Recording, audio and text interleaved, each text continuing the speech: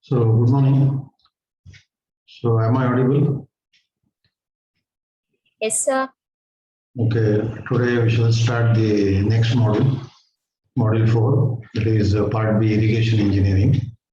And in the irrigation engineering, the syllabus are the definition of irrigation, the benefits and effects of irrigation, and the systems of irrigation, and surface and groundwater irrigation, and also flow irrigation, and lift irrigation, and Bandara irrigation.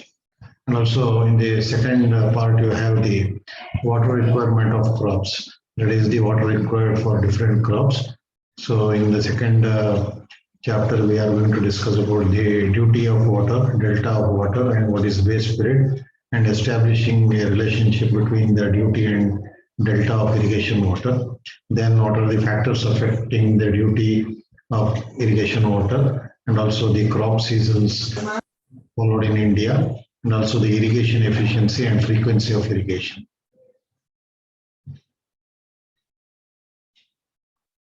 Now first introduction to irrigation engineering. So irrigation is the artificial application of water to the crop or land or soil. So irrigation is basically an artificial method of supplying water to the crops, to grow crops. So the artificial method of supplying water is through a network of canal system. So whatever the water that is stored in the reservoir, it is supplied to the crop through a network of canals. So thereby, depending on the water requirement of particular crops, we can supply the required quantity of water whenever it is needed.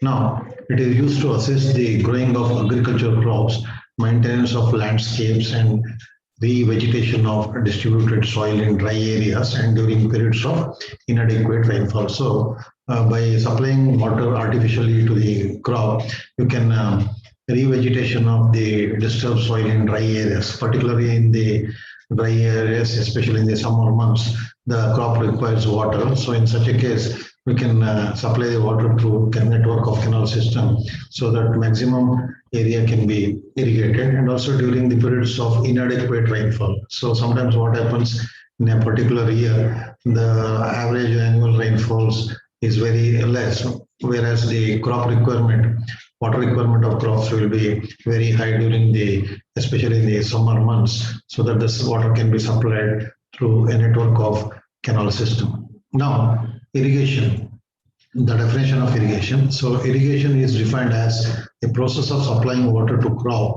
artificially. This is the science of planning and designing a water supply system to the plant crops for their normal growth during the period of no rainfall with the help of the dam. That means whatever the water that is stored in the reservoir, the same water can be utilized for the irrigation purpose during the critical dry period. So whether it may be a dam structure, or it may be a small weir, or it may be a barrage, or a reservoir and canal system with headworks, cross drainage works, and miscellaneous works of canal, like canal fall, is called irrigation engineering. So basically, irrigation engineering can be defined as it is the process of supplying water to the crops artificially. So these are the man-made structures, whatever the reservoirs, barrages, or canals are the artificial structures wherein the water can be supplied to the crop. Now, what is the necessity of irrigation? Why it is required? So the necessity of irrigation is wherever you have insufficient rainfall. So especially in our country, the southern parts of India, the tropical region, where you have only rainfall during the monsoon period. So the rest of the year, so you have to supply the water to the crops, because in our country, we have two types of crops. One is the Kharif crop, that is usually sown in the month of April and harvested in the month of September, and the Rabi crops, which are generally sown in the month of October, November, and it is harvested in the month of January, February. And also for cotton and sugar cane and other vegetable crops, which are generally grown in summer months, they also require water during their growth period. So the necessity of irrigation can be summarized as insufficient rainfall and uneven distribution of rainfall. So in some areas you may have rainfall, in the other areas you may have the average annual rainfall less than 40 centimeters.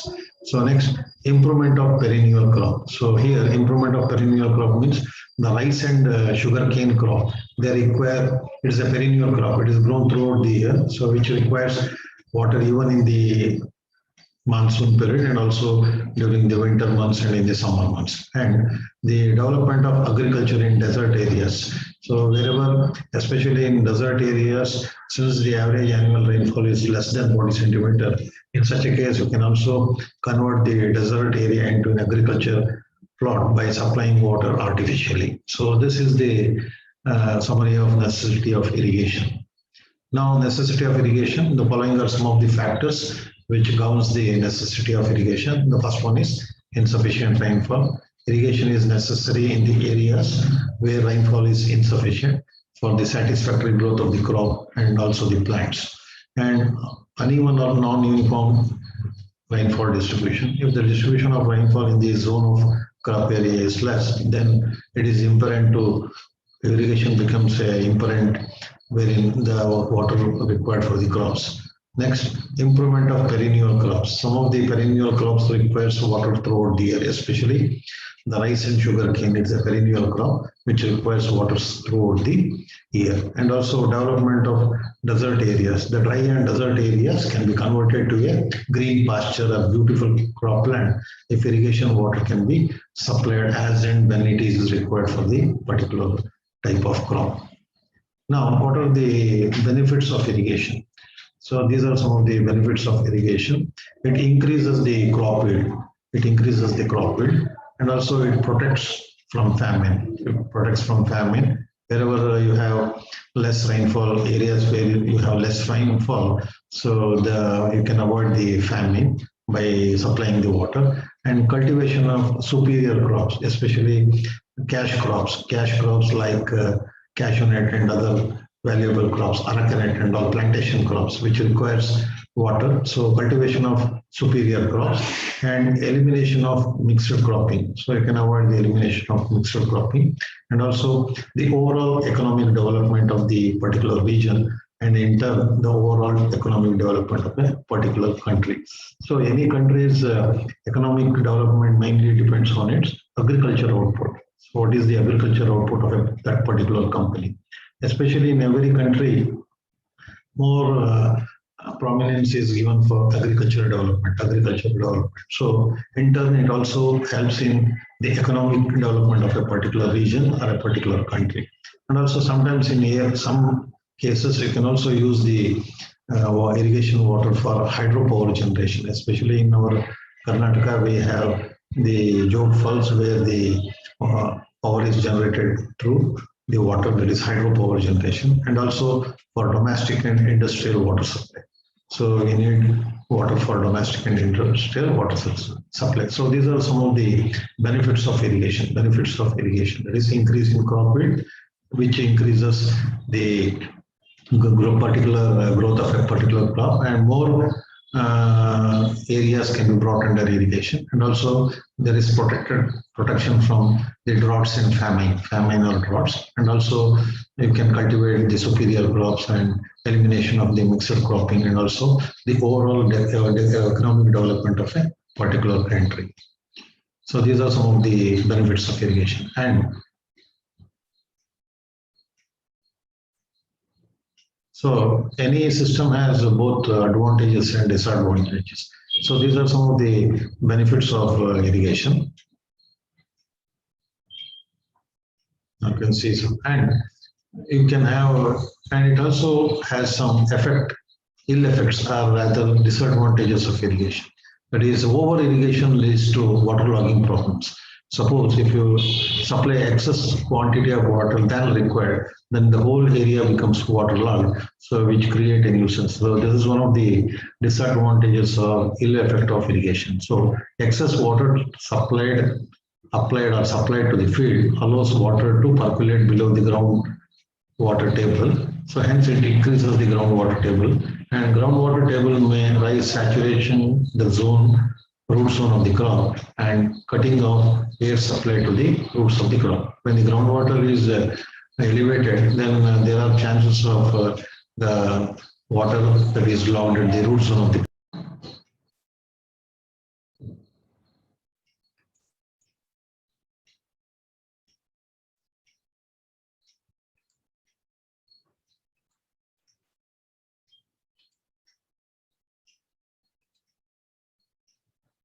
So now these are some of the ill effects of irrigation, this waterlogging problems, and also it becomes a place for breeding mosquitoes so that it may cause some diseases like malaria or cholera. So this is one of the disadvantages of irrigation, that if you supply excess water, the whole area becomes waterlogged, and in turn which becomes a breeding place for mosquitoes, thus helping spreading of the pandemic diseases like malaria, cholera, and other things. And also unhealthy climate. Due to intense irrigation, the surrounding climate becomes dampened during summer due to humidity. Hello, pardon? Screen share ಆಗ್ತಾ ಇಲ್ವಾ? ಇಲ್ಲ. Okay.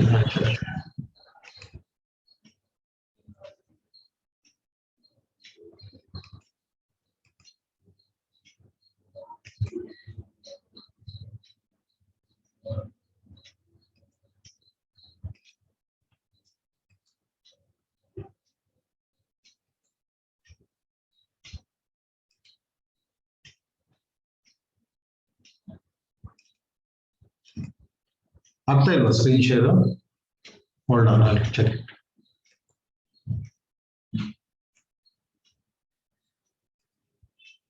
Now I think it's okay. ಕಾಣ್ತಾ ಇದೆಯಾ?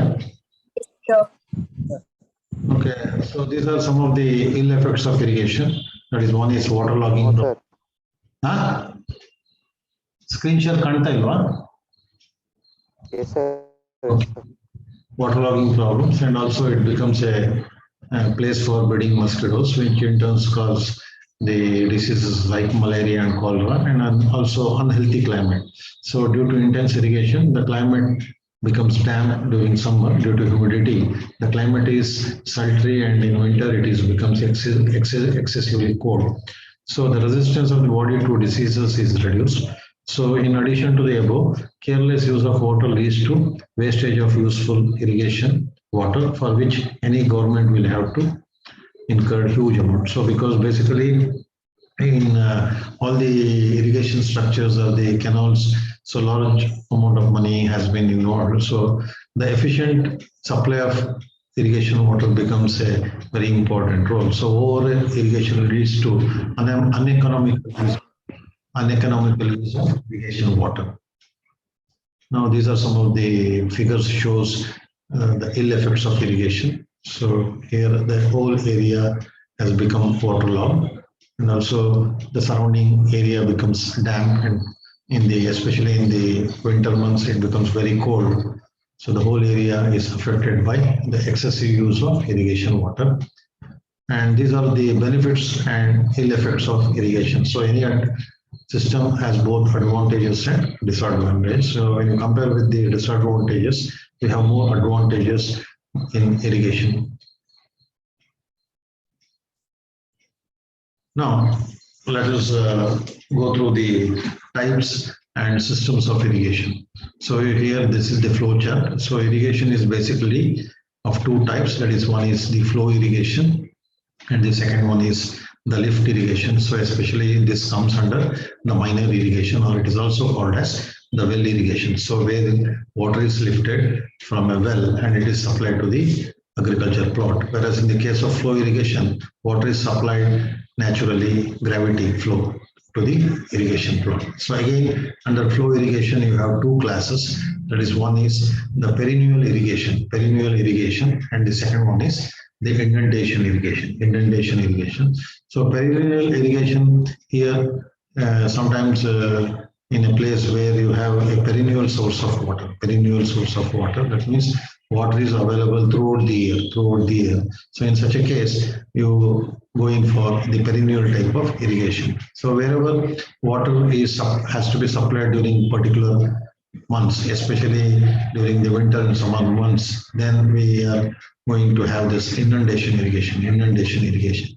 Again under the different types of irrigation, you have three types. One is the direct irrigation. It's also called as the diversion irrigation, or it's also called as the diversion scheme. So in this case, wherever you have a perennial source, then water can be directly diverted from the river to the agricultural plot. So since you have sufficient flow of water throughout the year. So next is you have the second type of irrigation that is known as the storage irrigation. So here water is stored during the monsoon period, and the same water is supplied to the agricultural crops during the winter and summer months. So this comes under the storage irrigation. And again, we have one more type of irrigation, that is combined irrigation, that is the storage and diversion scheme.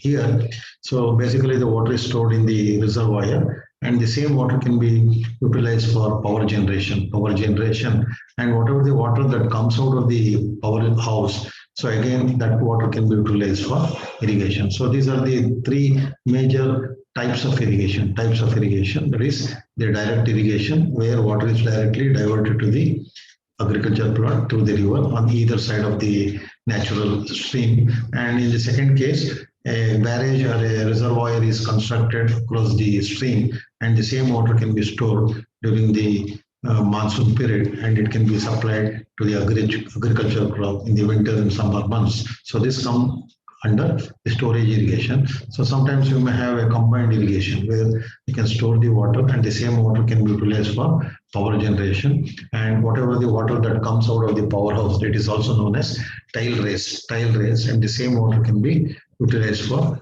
irrigating the crops. And the flow irrigation, it is that type of irrigation in which supply of irrigation water is available at a higher level, is supplied to the lower level on the land by the gravity flow. So in case of flow irrigation, so since you have a natural hydraulic gradient, water is supplied from a higher level to the lower level by gravity flow. So this is the figure which shows the flow irrigation. Now water is carried through a canal system to the agriculture plot, and here water flows by gravity. And inundation is also called as flood irrigation. So wherever you have sufficient water for irrigation, so in such a case, you can supply the water as and when it is required. So it is that system of irrigation in which large quantity of water flowing in a river is allowed to flood or inundate the field to be cultivated. So wherever you have a large quantity of water available in the river stream, and the same water can be supplied to the agricultural plot, and the land becomes thoroughly saturated, excess water is drained off, and the land is prepared for cultivation. So this is one type of irrigation where you have excess or sufficient amount of water. So nowadays we don't practice this inundation irrigation because there is a loss of water because the crop requires certain amount of water. So when you supply more water to the crops, there are chances of waterlogging problems, and also finally the crop may also die because of the water table rises to the surface. So at the root zone of the crop may finally die due to the excess water. So the land becomes thoroughly saturated, excess water is drained off, and the land is prepared for cultivation. Moisture stored in the soil is sufficient to bring the crop to maturity. So inundation irrigation is commonly practiced in delta regions of rivers. Canals may be also employed to inundate the fields when water is available in plenty. So wherever you have sufficient water, then you can resort for the inundation type of irrigation, or it's also known as the flood irrigation. Now here you can see entire land is supplied with sufficient depth of water. So wherever you have excess water, you can resort for inundation, or it's also called as the flood irrigation. Next, perennial irrigation. So it is that system of irrigation in which irrigation water is supplied as per the crop requirement at regular intervals throughout the crop period. So the source of irrigation water may be a perennial river, or stored water in reservoir, or groundwater drawn from open well or bore wells. So this is the most commonly adopted irrigation system, perennial irrigation system. So you can see here the figure shows how the water is supplied to the agriculture field through a network of canal system. Here you have small barrages. You can store the water, and also whenever, as and when crop requires the water, you can supply the water to the crops. And irrigation project structures, storage structures, and and works. So under storage structures, you have dams, you have spillways and energy dissipators, and sluices and outlets.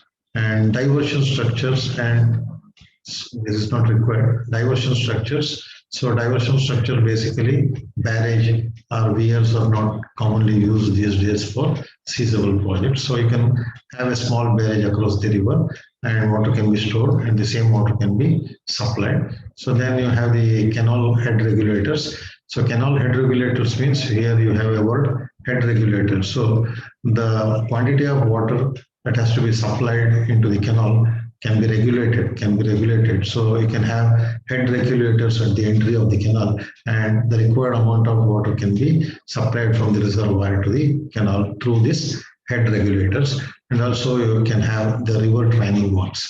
So next, canal water conveyance structures. So you have the canals, whether it may be a main canal, branch canal, or the distributory canal, or the minor canals. And you can have the cross regulators from main canal to the branch canal, and from the branch canal to the sub-branch canal, and from the sub-branch canal to the laterals. So you can regulate the flow of water into the canal. So these structures are known as the cross regulators. And you can have the canal drops also. So in your extensive survey project, we have carried out the right bank canal and the left bank canal project. So wherever you have a steep fall, so then you can provide the drops known as the canal drops, or sometimes you may have the turnouts also. So these are some of the irrigation project structures. Now you can see here, this figure clearly explains the direct irrigation system. So here you have a perennial source of river, and here you can have a diversion weir or a barrage across the river. And here the water is diverted directly from the river to the agriculture plot on the upstream side of the barrage or the reservoir. You can see here, water is directly diverted from the river on the upstream side of the diversion weir. And this is the course of the river. So whatever the excess water is spills out of the diversion weir and it flows. And this figure shows the direct irrigation system. And this one here, it is a storage irrigation system. Now you have a natural river, and these are the tributaries. And this is a natural river. You can construct a reservoir or a dam across the river, and the water is impounded on the upstream side. And water is diverted through the canal system on left and right. So this is the right main canal, and this is the left main canal. And also you can have these cross regulators, and also these are the tributaries, distributory canals. So this is the main canal, and you can also have the distributory canal. And here this is the right bank canal. So this system of irrigation is known as the storage irrigation, where water is stored and it is supplied to the agriculture field through a network of canal on both sides, that is right bank and the left bank canal. So these are the description. HR is nothing but the head regulator. Here you can have the head regulators which regulate the flow of water into the main canal. Then you can have cross regulators. Cross regulators are one which are used to supply the water to the branch canal or the lateral canals. You can see here you have the lateral canal. So from the main canal, water can be diverted to the lateral canal, and you can have the cross regulators which regulates the required quantity of water that has to be supplied to the lateral canal or branch canal. So this figure shows the storage system of irrigation. And this one is the storage combined irrigation, wherein it is storage diversion work. So here you can see, here it is, I have constructed a dam. So water is impounded on the upstream side, and here you have the powerhouse. So water is supplied to the powerhouse, and whatever the water that exit out from the powerhouse, which is known as the tail race, which again joins back the river, and you can have one more structure, one more weir structure across the river, and again you can store the water on the upstream side, and through the network of canals, water is supplied to the agriculture plot or irrigation plot. So this type of irrigation is combined irrigation, where it is storage cum diversion irrigation. It is storage cum diversion irrigation. So these are the different three systems of irrigation. One is the direct irrigation, the second one is the storage irrigation, and the third one is storage cum diversion irrigation. Now here one more type of irrigation is, first we have the flow type of irrigation. So here lift irrigation.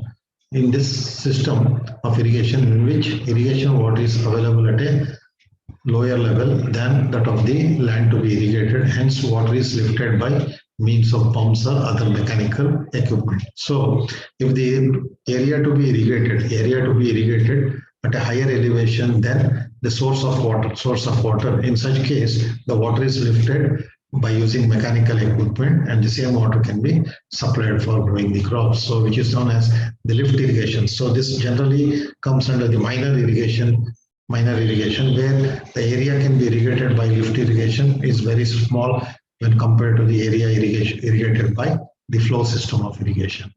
So irrigation through wells is an example of lift irrigation. So water from canal or any other source can also be lifted when the level of water is lower than that of the area to be irrigated. So this is about the lift irrigation.